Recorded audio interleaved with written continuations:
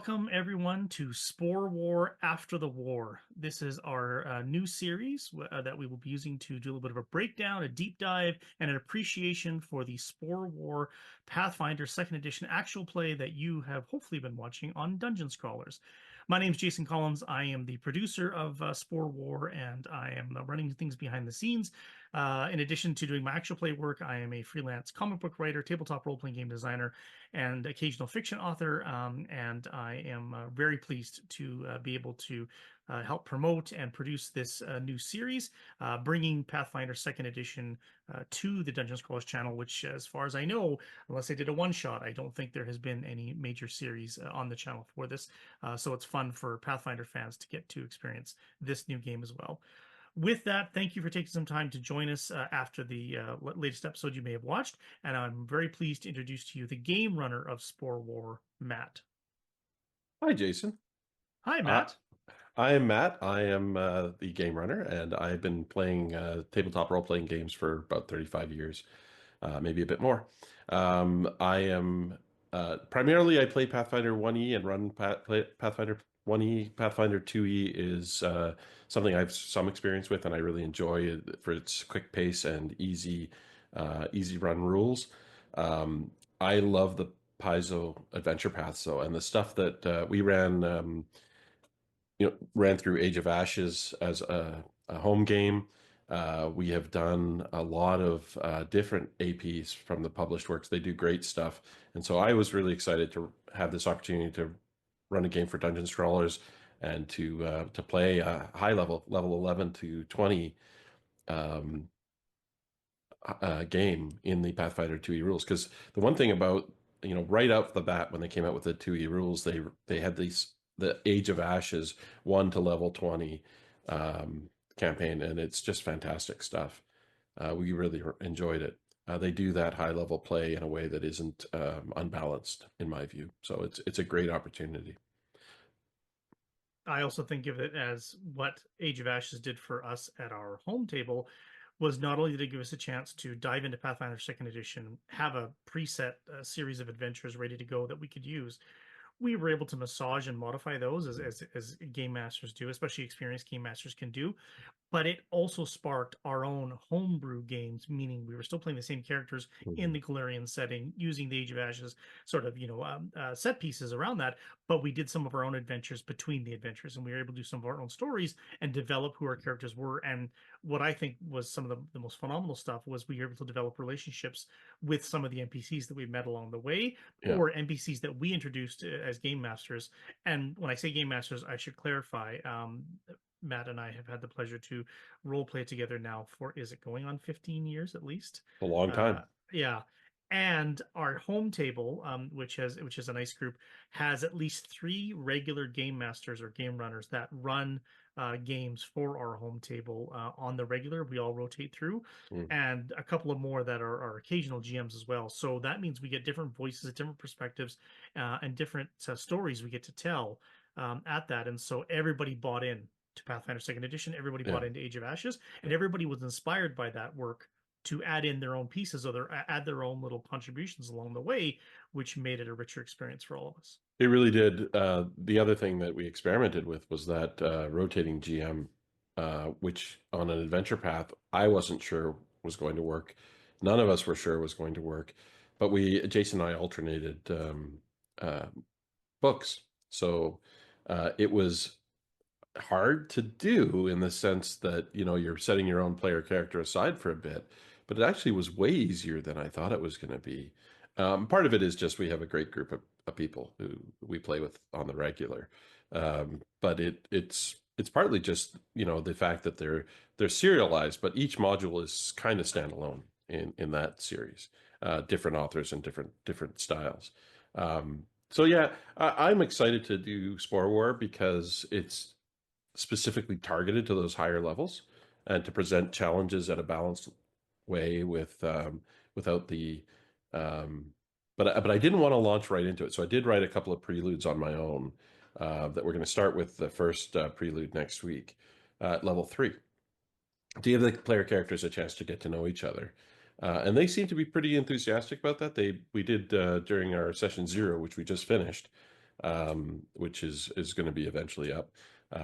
We've got some great players. I was surprised, in terms of just word of mouth. We got some fantastic players who are enthusiastic to play. They spent a lot of time, put a lot of thought into their character builds, not just rules wise, but also the background to these characters. They're really well done.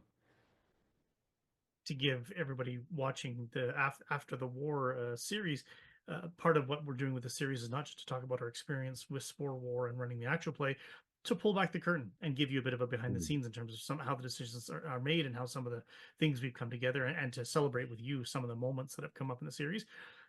As Matt said, we just had our session 0 with the players, and now we're recording our session 0 after the war. But you're watching this, you've already seen the preludes. You may have even seen some of the initial book 1 episodes, because we're going to release the session 0 well into the series as kind of a pause or a gap to give insight as to how did we get here, and who were the players, and how did they make the decision about their characters that you've already been watching and that you already know about. So we're excited about that, and excited to sort of do that, where you get to see it afterwards and sort of really get to appreciate what we did. So with that in mind, and knowing that the audience, of course, already knows who our players are and has already met these characters, but you and I have just gone through session 0 together. Yeah. As you said, almost all of the players that we have were either referrals or referrals from a referral, meaning people we've talked to. They wouldn't be available, but they introduced us to somebody else who was available. And so for myself, I knew 2 of the players a little bit, having played with them at least once before on Dungeon Scrawlers, and the other 3 are entirely new to me. And of course, everybody is new to you, which Yeah, I haven't gives met you. any of these people prior to our quick chats before finalizing the player list. And when Um, I ran Quadrilateral, my Star Wars actual play series on Dungeon Scrawlers, I was in the same boat where I had one known quantity to me and all the other players were new to me. But the chemistry that came off of that right away was phenomenal, and something that we were all very proud of and we've all really appreciated. It's early days, but I feel like there's some really good chemistry already with this group of people as well. for sure. Everybody's enthusiastic. Everybody is really keen to contribute. And I'm quite excited for that because, again, not every actual play sometimes has that natural chemistry that's evident watching through the screen. But I can certainly feel that when we're doing it, when we're doing the game. Yeah, the experimental engagement during the session 0 went way better than I expected. They were eager to step in, but they also already had a rich sense of their characters. But their interactions with me were great. Like they were engaged, they were thinking about it, and collaborative storytelling is always that interaction between, especially with homebrew stuff, right? Like the Gamerunner has developed this world or this scenario in the setting, or has, um, even with published materials, has is the one who brings that to life for the player characters. But the player characters, it's their agency and their choice that gives rise to the story. You can create the conflict and you can set it down so that they have something to interact with, but it's the way in which the characters, with all their foibles and weaknesses and strengths, interact with that really creates the story. And I can tell with this group of players, we're going to have some active engagement with people who are really excited to see where this takes them. This is going to be a great question I'd like to ask you later on in this series once we've gotten many sessions under our belt. But as somebody, as you said yourself, who is now, this is, you're new to actual play as a participant in that community, Mm. what, and to give insight to people who might be thinking of joining their first actual play, who've been asked to join their first actual play, or want to join and just maybe aren't sure of how to get started. But what are some of the things that, was there anything that you had as a concern that you maybe were uncertain about, that you feel a bit reassured now that we've sort of taken a step in? And that's why this will be a great question for later on. And is there anything that you would share in terms of preparation that you've been doing to prepare for this, knowing that this is now an audio video presentation on top of a Yeah. role-playing game and a bunch of just gamers sitting around a table having fun? That is a difficult question to answer, honestly, but I'll do it. I still remain concerned. I am absolutely paranoid about a face plant. There is all kinds of anxiety in the fact that this is publicly accessible, but I love the game. And almost any time you end up with players who like Pathfinder, 1E or 2E, doesn't matter. You're going to end up with some people who are motivated to have fun, and they're intelligent people, because it really does draw in people who are thinkers, who are thinking about the way people interact, or there's something about the game that attracts contemplative people, and who are so wanting to share and socialize on that level. And so I take some comfort from the fact that everyone there is on the same team, even though there's a bit of an adversarial idea between the GM and the game runner and the players. It's not really adversarial in the sense that I'm presenting challenges, they're overcoming it. But I know that they're going to try and work with whatever I present, and they're going to try and make it entertaining because they want to be entertained and they want the audience to be entertained. So I'm not too worried about that aspect of things. My preparation style, though, is I only ever go in half prepared because I am our home table. They will take you sideways faster than you can blink. And absolutely, you want to have some things to draw on. You want to have some pre-prepared characters. You want to have a scenario. Having a pre-published module or adventure path book is a great way to have that ready to go if you've read it, and I've read them. But other than that, it's really about trying to engage them in a situation rather than you can't go in scripted. You just can't go in scripted. It's never going to work. They're going to take you off script as soon as you try to. And then it's the railroading thing, right? But no, we have to do it this way because you've got all this time and energy invested in a scripted interaction. So it's that balancing between staying on track with the material that's published or prepared and being flexible. So yeah, halfway prepared, off by the seat of my pants a little bit, and that's scary when you're going on stream. Absolutely.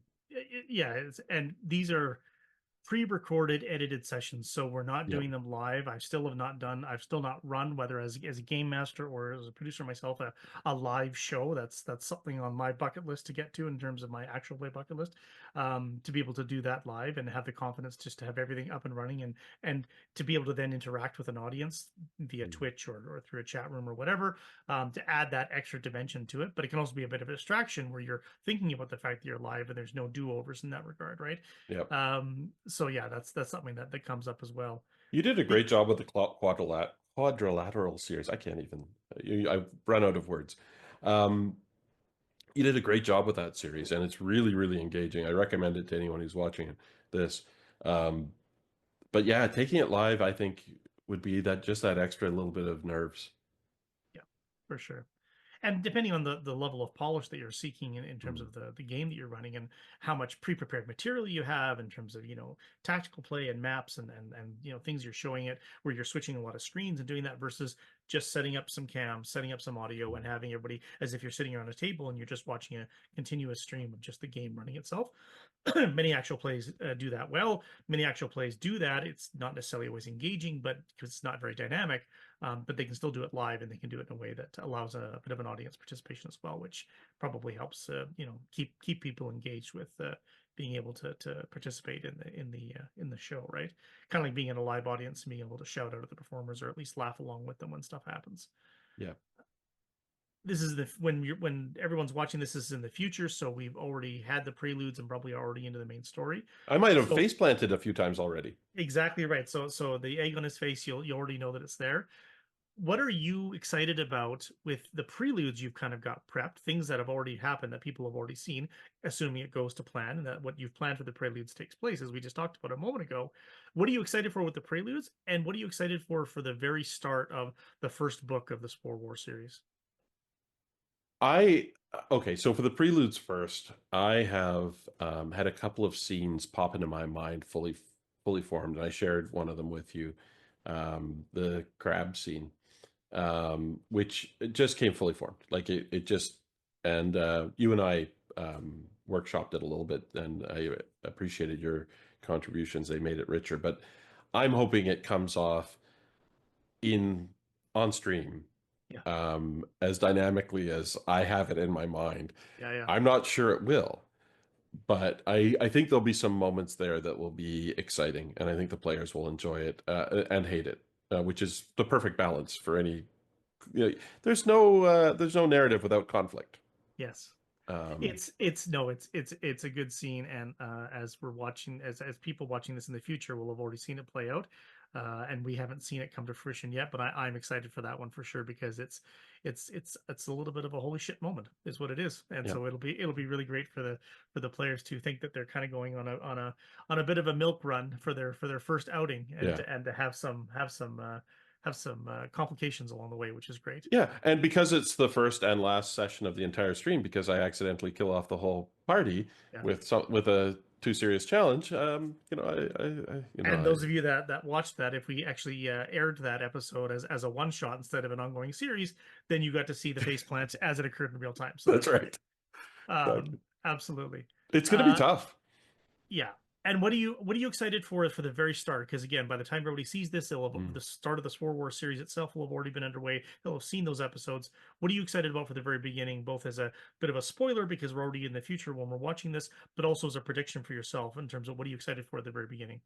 The thing I like about Spore War, having read through it, is the interesting ways they balanced off sort of conventional RPG moments, combats, and challenges with some political behind the scenes stuff. What really caught my interest about Spore War at the outset was I wanted to run something in Kionin anyways, because our home game has touched on Kionin. I don't know much about it, or didn't know much about it at the time. But the more I read into, like, I was aware that they were kind of reclusive and xenophobic historically, but the idea that that's being challenged socially by a progressive queen who wants gold to thrive as a more multicultural environment, that's a really neat dynamic to play around with in a role-playing game. And the fact that there are elements that are trying to work against her, I don't know how much we're going to get drawn into the political side. It really depends on what the players enjoy and don't enjoy, and that can vary. Um, I guess that's worth talking about too, in terms of GM style, right? Like, lots of people will just run everything that's in the book. I'm excited about customizing the experience for stream, skipping over repetitive or boring moments that are exciting to only to the players in a home game, but on a stream might be a lot of technical data, and try to focus in on what the players are most excited about engaging with, because that's what's going to show best the fun that's being had, and that's the whole point. So I'm What? excited about trying to bring that politics into it a little bit and trying to Yeah. balance that off against the combat and everything else. Which, yeah, you don't see too often in actual plays in terms of any depth. And as you say, it mainly be something that the players brush or the characters brush up against during the story. But to get the chance to brush up against it in a meaningful way that it touches on things, shares a bit more of the lore of the setting. So the players who are not familiar with Galarian or with Keonan as a nation will get a chance to learn a bit more about that as their characters do. Yeah, But then also just to, as a GM, to show that balance between the action sequences, which you want to keep exciting and dynamic and surprising as well, yeah, challenging the players, but challenging the characters and challenging the players at the same time. But then also having those moments where it's like, well, there's a role playing scene and we're doing chit chat. This isn't just another in the tavern sharing a drink, we're having a quiet moment scene. This is a character who might have some influence or prominence in the nation, who's maybe talking to you about things that are far bigger than what your character is involved with, but your character might need to know these things, or it might influence what your character thinks about the actions they're about to take next. yeah. I have to say that's the role play aspect is what you really expect to shine on a stream, and I think that's great. Combat, we've got some players who are really interested in the tactical combat, which I Yes. get excited about, and the politics. That's the trifecta for me. If we can accomplish all of that on stream successfully, Yeah. then I've considered it a success. And we already see it just even through session zero and through all the game prep we've been doing leading up to this, that where, like as you say, where each players have expressed interest in the things that they're most in. We should note that we didn't talk about it during session zero with the players because we had talked about it beforehand, but we absolutely did an ads, veils, and bans breakdown and Mm. questionnaire with all of the players leading up to Spore War, to ensure that they got a chance to add their voice to it, to tell us what they wanted, what they wanted to fade the black on, and what they for sure wanted us to exclude or not focus on at all during the story. And so some session zeros that we know we talk about safety, they talk about comfort and themes and tones and so forth to make sure. We've had that discussion already, so we didn't focus on it, and you can see that the comfort level with the players was already there because we covered off a lot of that for them already. But those ads were the things that they wanted included and such. It's wonderful to be able to touch on those, and so each of the players will then bring their best game to the table because they'll get a chance to explore those areas that are most interesting to them. None of them are duds. They were all highly engaged and they were all fun to play with. Even just during a session zero, we did a brief role play moment and it was great. I really enjoyed it. So to our table, our players of Spore War, you've got the endorsement from Matt. None of you are duds, so be proud of that. That's good to know. You know, you can get that. I did not know what to expect, but the fact that I enjoyed engaging with every single one of them, I count as myself really lucky. And you've just given me my tagline for social media promotion, Spore Wars. It's not a dud. It's not a dud. Not unless I make it a dud later. I'll take ownership of any failure, but the credit for success goes to the players. That's perfect. That's perfect. So Prelude will be next week, which again, the audience has already seen that coming up. We've been talking, and to give a bit of pulling back the curtain and giving insight into developing actual play, we've talked about the pressure when now we're on a weekly schedule for recording and of getting a player commitment, getting a multiplayer commitment to all record on one night at the same time every week, week in and week out for an extended commitment is very difficult and very challenging and very rewarding when it happens. But it now puts all of the pressure on Matt as the game runner to essentially have his prep ready, which every game master who runs a role-playing game for your home table or online or otherwise knows that that weekly prep is sometimes it happens and sometimes it doesn't. But with the weekly schedule for recording, it puts all the pressure on Matt to be ready for that. And so, what advice would you give, or what advice would you give yourself in this case? And I have walked those shoes when in doing two seasons of Quadrilateral myself, and understanding that what that pressure does, it sometimes brings out your best, but then it sometimes also makes you rush your work as well. How are you preparing for that, and what advice would you give to GMs in general in terms of just the importance of that weekly prep to some degree? Yeah, so there is an importance to having enough prep that you feel confident enough to actually go live, right? Whether it's just a group of friends or a stream, I don't think that changes. You don't want to embarrass yourself. You want to have the game go ahead. You want to have something to say to present the players with. And I think it's really interesting that having it's a different skill set if you're working from published or homebrew or home written content.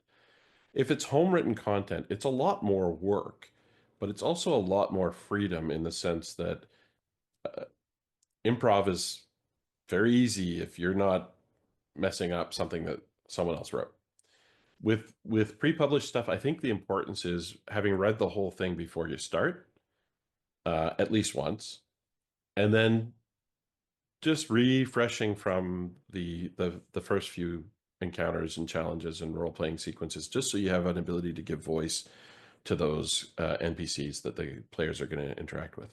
And you can buy yourself a lot of time if you're under pressure to just spend a little more time on voicing the NPCs and thinking about what their motivations are, because sometimes those interactions will really engage the players. Same thing with combat, a little bit of extra tactical nuance or options, a little more description of what the scenario entails, will engage the players a lot more. And once they're engaged, they carry the ball.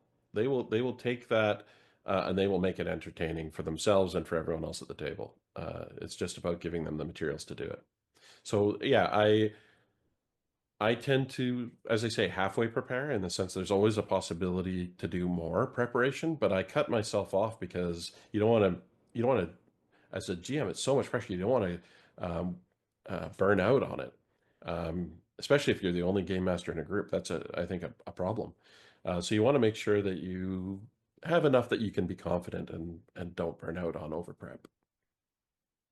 So I want to remind everybody watching, if you're not already a member of the Dungeon Scrawlers Discord, if you want to have more of these types of conversations and join the community of audience that's watching along with us, and meet a bunch of other gamers and authors and storytellers, it's a great place to do so. There should be a link, hopefully, with each of these videos when they're uploaded to the Discord community. And what I'm going to do is see if we can invite some questions from the Discord community as the series progresses, questions that Matt and I can then answer during the After the War sessions for you if there's something specific that you want to know more about after an episode has aired, and we can talk about spoilers and we can talk about things that have happened already. So if you join the Discord community, you might have an opportunity to then ask questions for Matt and I directly that we can then bring up during these After the War streams. Matt, thank you so much for your time. Let me ask you one question before you Yeah. fade to black. How do you think it went? I think session 0 was excellent because I've walked a mile in those shoes. The jitters, the getting everybody together, the chemistry, the body language, the facial expressions, right?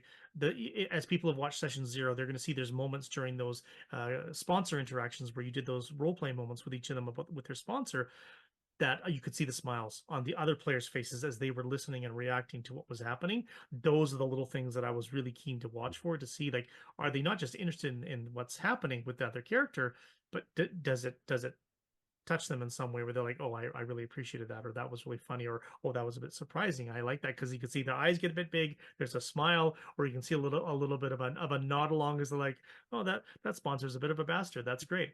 Yeah. So I was watching for those reactions, and I saw those reactions, which really encouraged me. I'm very excited now for what comes next, because they'll get to spend the entire session in character, and it's only gonna that personality for each of them is only going to grow as they go. I didn't notice that because I was focused on the interaction I was involved And in. You won't until you watch it afterwards. Yeah. Exactly right. But it felt great in the moment. They were really engaged. I really enjoyed that. Yeah. Especially when you're having a one-on-one with one player, you're going to be typically looking just to them. You won't see what's happening with the other players.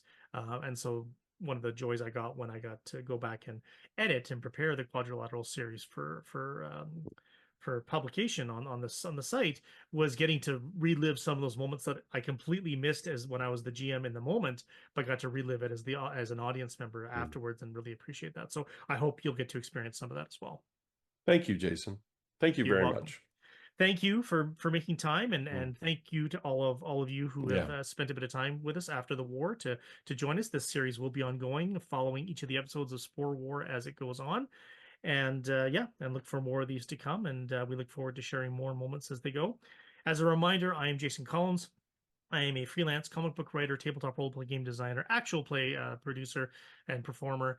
And you can find my published work, my fantasy comic Thistle, and links to all of the actual plays that I've done, including Quadrilateral, which is hosted on Dungeon Scrawlers, on my link tree, which can be found at digital_Collins.